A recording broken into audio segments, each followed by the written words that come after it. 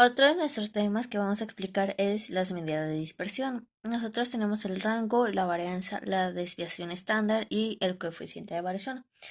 Las medidas de dispersión nos ayudan a medir qué tan dispuestos están los datos, qué tan distribuidos o desparramados, por así decirlo, están los datos respecto a las medidas. Y nosotros pues contamos con cuatro medidas que nos ayudan a saber eso.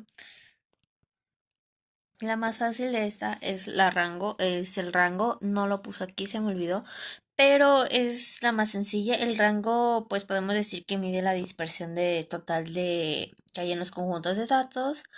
El rango no indica si los valores están distribuidos de manera uniforme a lo largo de los datos. El rango lo podemos sacar con el dato más grande menos el más pequeño. Si nosotros, por ejemplo, tenemos un dato de 200 y uno de 80, que es el menor, nuestro rango sería de 120. O sea, es la diferencia más grande del número de, del dato más grande al más chiquito, por así decirlo.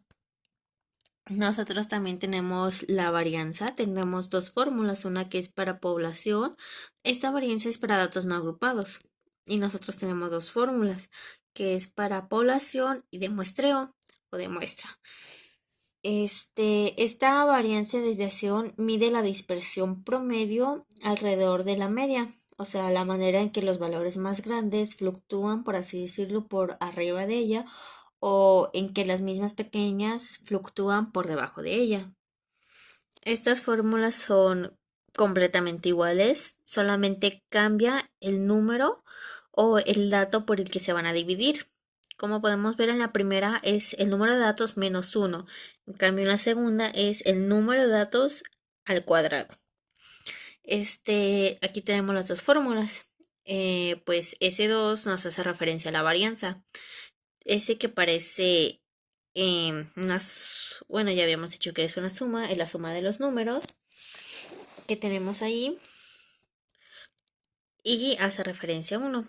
El x y podemos decir que es el valor de la variable x.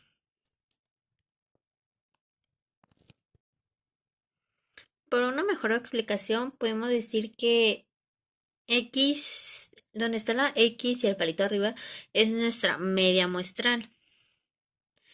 El xy es el valor de la variable x. La n, pues ya había dicho que es el número de valores o el tamaño también de nuestra muestra. Y en esta fórmula nos hace referencia a la sumatoria de todas las diferencias al cuadrado entre los xy valores y el x promedio. En las dos son completamente iguales. En la segunda, pues también tenemos nuestra varianza, pero esta es una para datos agrupados. Tenemos la muestra y la población. Son completamente los mismos datos que ya había dicho anteriormente. El FI por la frecuencia absoluta, el X el promedio, la suma de los datos, multiplicados y divididos. Aquí solamente la diferencia de la población, también es con n, en cambio con el número de los datos enteros. Y en el de arriba es n-1, el número de los datos menos 1. De este lado tenemos la desviación estándar.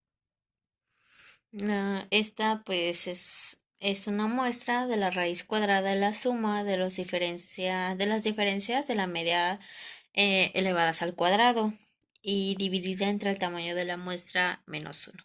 Esta es la fórmula.